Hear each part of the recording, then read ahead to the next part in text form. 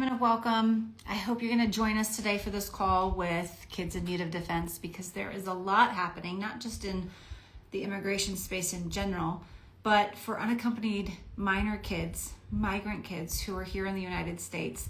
We have protections that have been ensured for them in anti-trafficking laws and other child welfare laws that are being completely dismantled right under our noses, and we need to know about it. Some of those things are happening right away and could get worse after this Friday. So we are going to have a call with Kids in Need of Defense.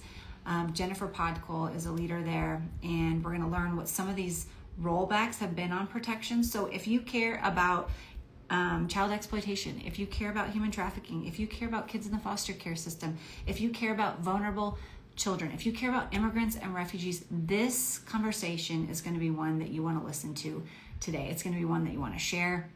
And at the end, we're going to tell you what you can do, because there are some things that you can do to rise to, hold on, I'm finding kind right now, that things that you can do to bump this up in the priority level in terms of what is happening on Capitol Hill, in terms of what your legislative leaders are advocating for. So we want to make sure unaccompanied children have the support that they need. Hold on, I'm going to ask them to come on here. Let's see here. Jen, can you ask to come on here? Let's see if she gets my invitation here. So these are the things we're going to go over. What are protections are currently in place for unaccompanied minors, or supposed to be in place? What are the things that are being rolled back at this time? And what are some of the deadlines that are coming up that we need to be aware of and that we need to support? Here we are. Can do about it. So this is just going to take about 10 seconds for her to pop on here. So don't go anywhere. She's coming on right now. Here we are. Hey there. Hi, Bree. Hi, everybody. Yes, good friends, kids in need of defense. This is Jennifer Podkol, and let's get right to it. We want to be succinct and we want to be thorough, and there's a lot to cover. So, Jen, can you tell us just a little bit? We are going to be talking about unaccompanied minors and either the protections that they have or the protections that are being rolled back from what they previously had. What are some of the ideals or the way the system's supposed to work and how it's working now? And then what people can do, because we are finding kids moving into some very dangerous territory and potentially being really left behind in vulnerable situations. So can you first tell us a little bit about KIND, so that we all have that frame of mind about who KIND is? Sure. Thanks, Bree. It's nice to be with you, to see you, and to be with your community. I always really appreciate the opportunity to talk to you all, and appreciate the curiosity and the opportunity to engage talking about kids. You know, KIND has been around for over 15 years, and we were set up to help unaccompanied and separated children on the move. So to support children who didn't feel safe in their country of origin, felt like they had to cross international boundaries on their own to find safety, sometimes to reunify with families, sometimes to escape violence at home. And when they got here, KIND was set up to make sure that they had somebody to support them as they went through the process here, while the government decided if it was appropriate for the child to go back to their country of origin, or if it was better for them to stay here and that they would be safest here in the United States. So we've been doing that by providing kids lawyers and social workers for a long time. There are about 16 offices around the country. Right now, we're representing over 5,000 kids right now who have open cases, who are working their way through the deportation system right now. Okay, so unaccompanied minor children, I just want to make sure that everybody knows the population that we're talking about. These are kids that didn't necessarily show up by themselves at the southern border. These are kids and minors that have showed up to the southern border who may have been with a family member or may have been with a sibling. I know some of our community members can be thinking about some of those kids that get, like, they've seen kind of the horror stories of kids being dropped over the wall or being pushed under a fence or whatever that is. Some of these kids could be those kids, and some of those kids could have come with loving family members and siblings, but that didn't have legal guardianship over the child. And so then they were either separated or they were put in, or they were treated and marked as unaccompanied when they arrived in the country. Is that correct? Yeah, exactly. The idea is that you have a kid, as soon as they encounter Border Patrol or law enforcement, the legal process starts right away. right? They start filling out paperwork. They start asking the kid questions.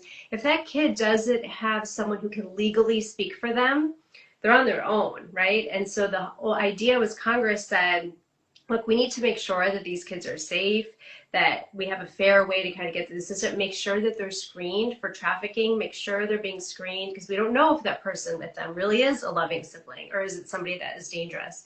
And so the idea is kind of pause, let's get the kid to a safe place. Let's have an attorney screen them. Let's have a social worker screen them, talk to them, people who know how to talk to kids in these situations. Let's pause and really make sure that this kid is safe, the kid is who, you know, they're getting to a person who can safely take care of them. So when we say unaccompanied or separated, it's a real legal definition. It doesn't always mean in that moment. Now, you might have a kid who in that moment came with a group of people and they're the only kid. They don't have a family member with them, but it's no one who can legally speak for them. Okay. All right. So tell me how the process is actually supposed to work that would safely help a child go through that process once turned into Border Patrol. How's Yeah. it supposed to work? Yeah, so the idea is, you know, the definition of unaccompanied kid means Border Patrol has a kid in front of them. They say, okay, this kid didn't come with a visa already. Like they don't have previous permission to enter this country. They're not with a parent or legal guardian, and that they're under the age of 18. Okay, in that moment, Customs and Border Protection calls over to Health and Human Services. That's the agency that's tasked with caring for children. And they say, hey, we have a kid on their own here. Please come get them.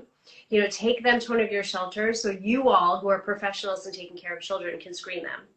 But Border Patrol has to do their job, right? If you have a kid that they've encountered who doesn't have a visa already, who doesn't already have permission to be in the United States, they have to start the deportation process. So they start all the same paperwork, deportation proceedings, the notice to appear, kind of all the legal steps that CBP would do for anybody, adult or child, notifying the government, notifying the Department of Homeland Security, notifying the courts. We have somebody who we think doesn't have permission here and could be removed, right? And then it goes to the courts to decide, should that person really be removed or should they stay here in the United States? So the legal process starts. But what Congress did when they kind of created this whole setup and system for this population of kids was they said, the kids still have to go through deportation proceedings like anybody. We can't just have kids come here and they get an automatic citizenship or green card or anything. They still have to go through deportation proceedings, but it's crazy to think that a kid could do that on their own. You know, it's crazy to think that a kid, we don't want a trafficker speaking for a kid. We don't want, you know, kind of these strange, what we're going to do is we're going to have ORR provide safe, vetted, trained lawyers to help these kids, talk to them, find out if they want to ask to stay in the United States or not, find out where their families are, find out what happened to them in their country of origin, find out what opportunities they have here for protection. And that ORR would pay for it. It was part of the things that Congress was giving ORR money for. So they give ORR money to set up the shelters, right? That's beds, sheets, that's food, you know, anything they need for recreation. And Office ORR standing for Office of Refugee Resettlement. Yes. Okay, keep going. Yep. Right, they're the part of Health and Human Services that takes care of these kids. So of all the things Congress gives ORR, the Office of Refugee Resettlement, money for, one of the things is attorneys and social workers. Now, these attorneys and social workers don't work at ORR. They're not a government official. The idea is an attorney is not only just a specialized training, but you have a confidential relationship, right? You might be going up against the government. The government is alleging this is a kid who doesn't have a right to be here. And then you have the kid saying, actually, I want to defend my case. I want to defend myself against deportation. So you have this attorney helping a kid that might be adversarial to the government. But that's why Congress put this whole program under Health and Human Services and not the Department of Homeland Security. Because what they're saying is we want to separate out care and custody, because that's our duty, from immigration enforcement. That doesn't mean there isn't immigration enforcement against the kids. It means we'll enforce it, but it's going to be a different agency that's responsible for taking care of the kids. Part of taking care of them is making sure they have an advocate to support them. It's like a neutral party that's just saying, okay, let me look at this kid independently and see if there's any indication of exploitation or coercion or manipulation. Can this child be safely repatriated back home, or does this kid need to be connected with a family member here? apart from any of maybe the partisan politics that have kind of leaked into some of, DHS or whatever else. This is kind of like, this is a safeguard for these kids to be able to get them where they need to go, whether that's back home or whether that's here, correct? That's right, because the government kind of has two roles, right? They have to do immigration enforcement, that's the federal government's job, Right. and they have to take care of kids. That's Right. another part of the job. So what the Congress did is they had to separate it out. You over here, you do your immigration enforcement. You over here, you kind of take care of them, make sure they're safe for Right. as long as they're going to be here, whether they stay here or not. So Office of Refugee Resettlement, they pay shelters to take care of the kids. They pay social workers to do check-ins with the kids once they leave. And then for years, ever since the Trafficking Victim Protection Act was passed in 2008, the reauthorization that set up the system for kids, ORR has been contracting, having lawyers who don't work for the government, don't work at the government, work for legal service providers like Kind, like other NGOs, serve as the attorneys for kids. One, it's more cost effective for them to pay an NGO to do this. And it makes sense because you have a kind of a third party, as you said, that's helping support and helping the kid go through the process. Because remember, this is obviously about child protection. This is also about government efficiency, because if you think about it, you have a little kid going by themselves in court before a judge. What is a judge to do with a little kid who doesn't understand the proceedings, doesn't understand when the judge is asking if they approve something be marked as Exhibit A? They don't know what the judge says, and the judge says, "Can I take your pleadings now?" The judge and the prosecuting attorney from Homeland Security, they need that kid to have an attorney for this process to even work, for anyone to even be able to get to the bottom of a kid's story. It makes their job easier to dispose of these cases, to make fair adjudications of these cases, if a kid has somebody there helping them tell their story, make their applications, go through this complex process. Because I'll tell you, these kids are going to the same court hearings adults do, right?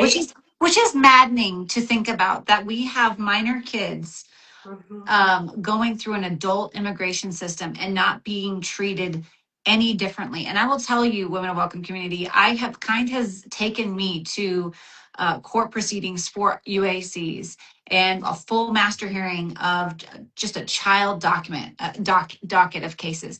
And it is frightening to see the vast difference between a child who has representation and a child who does not.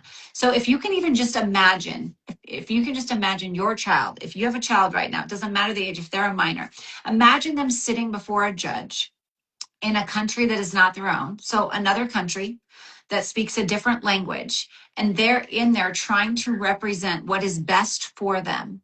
If you have any kid, I just took my daughter to the doctor, female doctor for the first time, and she's being asked all these questions about her own body that in her own language. And she's like, I'm not exactly sure I don't even know what that means. What does that mean? And I'm sitting there and I'm thinking like, I'm right here and I can explain it to her. But can you imagine? Kind, you have seen kids as young as 3 years old sitting at a table in front of a judge by themselves.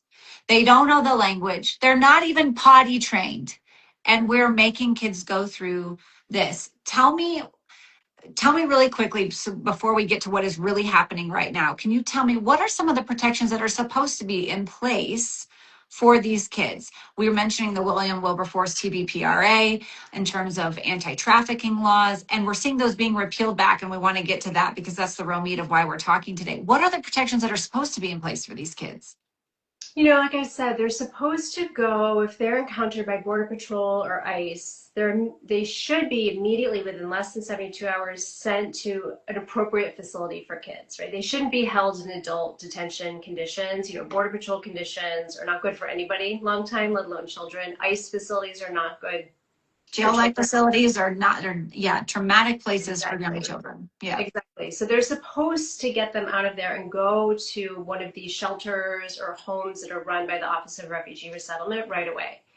What's supposed to happen there is you have social workers who work for the government that are supposed to be screening those children for risk of human trafficking immediately, right? Because remember, this was all under the framework of an anti-trafficking law to make sure kids are safe.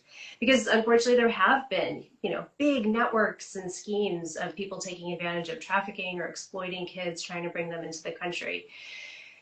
Like I said, they still go into the deportation process. So that starts while a child's still in custody. They're supposed to get a lawyer to come in, explain to them their rights, explain to them the system, tell them that they're going to be expected to go to court. But during that time, what the government should be doing, what the Office of Refugee Resettlement should be doing, is they should be looking for somebody in the United States who's willing to care for that child while they go through the deportation process, because it takes a very long time. Even with things sped up right now, it still takes years for there to be resolution on these cases because of the backlogs, and these are And it complicated. costs a lot to keep them in care. And we also know Exactly. that there are laws in place that said that we shouldn't have kids in care for a certain amount of time. So it's like, this is also about government efficiency, right? And also about the Absolutely. best interest of a child to be in Absolutely, a home. because these sponsors take these kids and house them, care for them, make sure they go to school, feed them while they're going through their deportation process, they're doing it on their dime, right? They don't get paid by the government to do it, right? This is at no cost to the government. So the government should be motivated to get these kids out, right? Not have them languish in facilities for long periods of time. Go with a loving person, a safe, loving person, but also assign that kid a lawyer and a social worker to make sure somebody's checking in on them. You want to make sure that that person who said that they were the uncle or said that they were mom is really a safe person, and that the home they're living in is safe, and the child's still safe, and they're going to school. So you want to make sure that they have a set of eyes on them. And then, like I said, they're going through the process.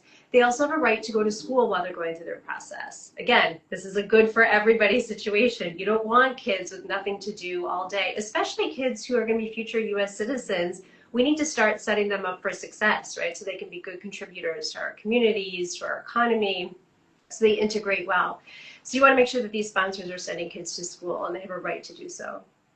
So what is happening right now that is the most concerning to you? I think that there's a whole nother conversation that we need to have, maybe even next week, just about all of the rollbacks of protections that we are seeing. What is the absolute most concerning thing that you are seeing right now that this community needs to be aware of and also advocate for? Yeah, thanks for asking. It is Thursday afternoon here on the East Coast. Friday, the legal services contract ends, right? The contract that the government gives to legal service providers like Kind, the last renewal date ended on July 31st. That's tomorrow afternoon. So here I am on the East Coast on Thursday afternoon with no idea what's supposed to happen with the cases that we've been working on, that the government should have been supporting us to work on these kids, for these So they kids. haven't given you any indication that there's going to be any renewal of these. And you're saying that all of the contracts, not just Kind is a network of over 100 service providers for all these unaccompanied kids. And I think there's 20,000 kids that have legal representation right now that stand to lose it at 5 p.m. tomorrow. Is that correct? That's right. And Brady, we have kids who have asylum interviews Monday, Tuesday, Wednesday. We have kids who are living in our shelters. We don't know if they're going to let in the attorney on Saturday. What if a kid has an emergency or something comes up, or our attorney wants to work on a weekend and prepare the child for their Monday morning asylum interview? We don't know if we can get into the facility Saturday morning after this contract expires, tomorrow at 5 p.m. This has created unbelievable anxiety for the over 100 organizations that are working, you know, for no pay as of late from the government on this contract to even know what's going to happen with the government. So it's not just about organizational management, it's about what's going to happen to this child that we made a commitment to. We committed to stand by this child through this traumatic, difficult process. Are we going to be able to do that? Are we going to be able to fulfill our promise to these kids that they will have somebody standing by their side when they go through this process? We don't know. Is the government going to ask us to send these cases to different lawyers? Are they going to have no lawyers for the kids? We don't know. We don't have visibility on that. There's a lot of moving pieces about this. There's litigation around this. There's been disputes over back payment. I mean, this has really become a problem, but who loses at the end of the day is the kids, right? They're the ones that are really going to be suffering at the end of the day. So you mentioned two things that I want to make sure that we cover really quickly. You mentioned without pay and without any information or status about renewal for these kids. So it's my understanding, tell me if I'm wrong about this, is that these lawyers, these kind of over 100 entities, it's a network of lawyers working to represent these kids under this anti-trafficking law called the William Wilberforce TVPRA, is that kids are appropriated to the best extent that the government can do, right? To provide lawyers so that we make sure we're not returning kids to exploitive situations and that they're not being trafficked. This is a really big, huge anti-trafficking law. And these organizations have been providing representation under a government contract, and they have been given congressionally approved and appropriated funding to fulfill this legislation that was bipartisan back in 2018. And was it 2008? 2008 initially. 2008, yes. So they have currently congressionally approved and appropriated funding that they have not received since last November. And here we are in July. So these kind of smaller shops that have been providing specialized child care and case management have been floating the work that they've been doing since November. And now tomorrow, that government contract is over without the payout that's been associated. Can you even imagine? And without any information about what's going to happen in the future. What else is going on in terms of I'm hearing like, okay, this could potentially be renewed if you share with us information that ICE can use to ramp up deportations. Is that true? You know, the government has started asking for information over this dispute of work already done. So like you said, we've been working on this contract for years. Groups like Kind we have not seen a dime since last December. So December 2025, we haven't gotten a dime. Kind alone is owed more than $26 million right now by the government. We're a nonprofit organization. We don't have that kind of money to loan to the government. So the government's been in this dispute about paying, and all of a sudden they're starting to demand all this new information that is not in the contract. We're not obligated to give as per the contract. We've never had to give that information before. What kind of information do they want? What kind of information they want? They want specific information about the cases. And again, remember, when you are an attorney, you are licensed by your state bar, right? Your state bar has rules on what you're allowed to do and what you're not allowed to do, right? You're not allowed to share information, confidential information, right? We've all seen Law and Order. We know, right? You have privilege with your attorney. So that we take very seriously, not just because we owe it to the kids, but our lawyers have to be barred by the state, right? They can't run afoul of their state bar. Also, this is outside of the contractual requirement, right? So they're in default, they're breaching the contract by all of a sudden demanding all of this new information. That's not part of the contract for work already done, you know? And our position has been, if the government wants to, moving forward, all of a sudden change all the rules and change the game, all right, well, let's have that conversation and see if that's tenable or not. But you have to pay us for work done. This is work already done. We're not talking about future work. Now, going from tomorrow forward, that is about future work. There has been no resolution on who's going to do it, what's the information the government's going to be asking for, will anyone agree to do that with them? There is absolutely no visibility on that, and here we are on Thursday afternoon. So, you know, our position is we have to maintain, you know, our ethical duties to our clients. We have moral and legal duties to these kids. You know, we are doing everything we can, you know, pulling any sort of resources, all the coins out of the couch to make sure that our attorneys can do right by these kids, while these kids' cases are continuing to move through the system. Because every kid deserves a fair opportunity to be considered and make sure that their safety is taken into account before any decisions are made about their futures. So what I'm hearing is what's at stake is in general, the broad number of unaccompanied kids who are in the system right now, only about 50% of them have legal representation. Is that right? So only about 50% of them have legal representation. And of that 50% of them are going to lose legal representation potentially starting Monday if the government doesn't ante up to the table and show a renewal of the contracts for these kids. Is that correct?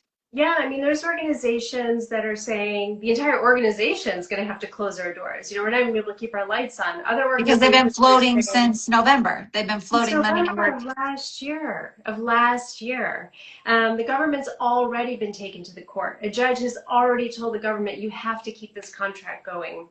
So we're fighting not just, you know, in this weakened state because we haven't been paid, but we have a lot of anxiety about what's going to happen after tomorrow. And so, you know, what we're hoping is to get the word out, which is why I'm so grateful to talk to you and your community, Bree, of people who are curious and anxious to know how to support. And for people to be calling over to Congress, Congress has oversight over the administration. They already wrote a check to the administration for this purpose. You know, this isn't a new cost. This isn't an unexpected cost. This isn't something where, you know, in a lot of places now people are saying we just don't have the money, you know, cuts. That's not the case here. Here they have the money. They could afford it. That's not what this is about. Yeah, they already approved the funding, and it's just not Exactly. being, the check is just not being written Exactly. to the, yeah. So Exactly. what is it that we can do? We don't want kids losing their legal representation. We don't want kids going back to exploitive situations. We also don't want them in expedited removal procedures That's right. and to send them to places where they couldn't, where maybe they don't have family anymore. Maybe their family is here. Maybe That's they were fleeing exploited situations, and we don't want that. And it's the whole, it's under the umbrella of anti-trafficking. This is the right. whole point of this, hmm right? And hmm so what can we do? What should we be doing? hmm hmm I mean, the best thing we can do right now is make sure Congress is calling over to the administration nonstop, saying you need to keep this contract going. You need to So when keep I these children call, what alive. am I going to say? If I'm calling who am I calling and what Mhm. am I saying? Tell us. So you're calling your member of Congress, which is pretty easy to do. You know, you can find that by zip code. Yeah. You can call over to their office and you say, I'm very worried about the contract for legal services for unaccompanied children. This contract must continue. There must be attorneys that are able to provide services at the same level as they have been in the past for the kids. Like, we need the government to pay an existing contract, and we need the contract to continue. We need the government to make sure that there are available lawyers to provide the same level of services as they've been providing all these years, so that we can get to the bottom of the kid's story. So it's please keep the system alive for these kids to be able to access attorneys and make sure that those attorneys have the same resources they've always had to move forward and do So right by what these is kids. so what does that look like when I'm like calling and I'm talking to the intern? Because Mm-hmm. you're rarely, if ever, talking to the That's actual right. congressman or woman. You're talking to the intern or you're writing the email, which I'm just going to highly suggest you call and you also write an email in this regard, or you ask for a personal meeting. I mean, Mm-hmm. those three things are the things it feels archaic and it feels like it's a lot to do, but I promise you the call takes less than 2 minutes. Mm-hmm. You're literally going to Google, how do I talk to my congressional leader? And you literally are going to be directed to their call. If you comment migrant kids in the comment section, not on this live, but in the post that will happen after this, we will connect you to our landing page that helps you have a script and all the information to call. But this is truly the way that our government still works, right? It's like That's true. they tally the calls, they mark They and they do. check the actual issue that you're calling about. And it feels archaic. And does that actually make a difference? It does make a difference. And this is actually the way that we're supposed to do it. So Mm-hmm. we're asking them to specifically put pressure on the administration to pay out and still provide for representation That's for right. The UACs. Okay. ORR must continue providing the money for legal service organizations to represent children. And I love your description of how to do it, Bree. Nobody believes me, but you're right. It's usually an intern. They don't know too much. They're getting calls about all different topics every day. So I think sometimes people are worried, like, oh, what if they start asking me questions or they disagree with me and they start challenging me? That's not going to happen. They They don't. have, they have a whole bunch of calls. Like you said, they tally. But what happens then is sometimes I'll get a phone call from a congressional office and they'll say, Connie, what's going on? I just got 30 calls today about this issue. We didn't know, we've never heard about it. What's happening? So it actually works. It really does work, because then even if they get different points of view, then they'll find out, educate themselves, and take a position and make calls and write letters and conduct oversight. That part really does work of our government. There's some things that seem like that they don't work very well these days. This actually works, calling these offices, because it does move them. And I do think that everybody kind of has this perception that my leader probably knows and he is or for it, or the woman is or is not for it. I don't know how many times I've actually been on the Hill, and you've been, I mean, you live in the DC area, so you're there all the time. But it's like you walk into an office and they're like, I don't know anything about that. Tell me about that. And you're like, how do you not know about this? Yeah. This is happening right now. And they're just like, and it's because so many people are calling about so many things. And if you think about right now what this president is asking legislative members to consider and vote on and all of these things, it is very likely that they don't know that this is happening. So it is our job to not only educate, but to continually put pressure. Mm-hmm. And the more that we call, the more upticks that this has. I mean, he's going to have the weekly staff meeting probably tomorrow and be like, so what are the constituents calling about? Well, I've gotten 15 calls today about UACs losing their legal representation. Seems like an anti-trafficking issue people are worried about. He's going to definitely be like, all right, I'm going to assign someone to look into that. Yeah, exactly absolutely. Right. Yeah. Absolutely. So is leaving okay, so we have a question. Is leaving a message effective? I rarely get a live person. Yes, you're still going to get, your issue is going to get tallied, right, Jen? Yeah, 100%. And you might have a member that cares a lot about this, and it went on the back burner because there's so much going on right now, right? And they're reminded, like, oh yeah, I need to get on that. This hasn't been resolved. I can't believe it. And like you said, Bree, they're not going to argue with you. They're not going to debate. They're not going to ask you lots of questions. And if you get to the point where you say, I don't know. I mean, I'm worried about this. I'm hearing about this. I'm worried about it. I wanted to call you. That's enough. That's their job to figure out the answer and what they should do. It's not your job as the constituent calling them. Yep, exactly. I know that this has been a full conversation. I guarantee you, if you put migrant kids in the comments, you're going to get a DM that's going to link you to our webpage. It's going to have all of this information from Jen and myself and how you can actually call. It's also going to have a letter that you can link and sign your name to. We're going to put this conversation in our newsletter. So if you're not signed up for that, womenofwelcome.com, scroll to the bottom, sign up for text and newsletter so that you can have all of this information for you in your inbox. Women, we are with you. We are for vulnerable children. We need to be prayerful about this. We also need to be praying for organizations like KIND. Be praying for Jen as she is navigating all of this and probably having to have really painful and hard conversations with lots of people in this space that are fighting desperately to protect some of the most vulnerable kids in our country right now. So Jen, thank you so much for your time. And ladies, let's get busy calling. Let's get busy supporting these kids. Thank you, Bree. Thank you, Women of Welcome. All right. We'll talk soon. Take care. Bye-bye.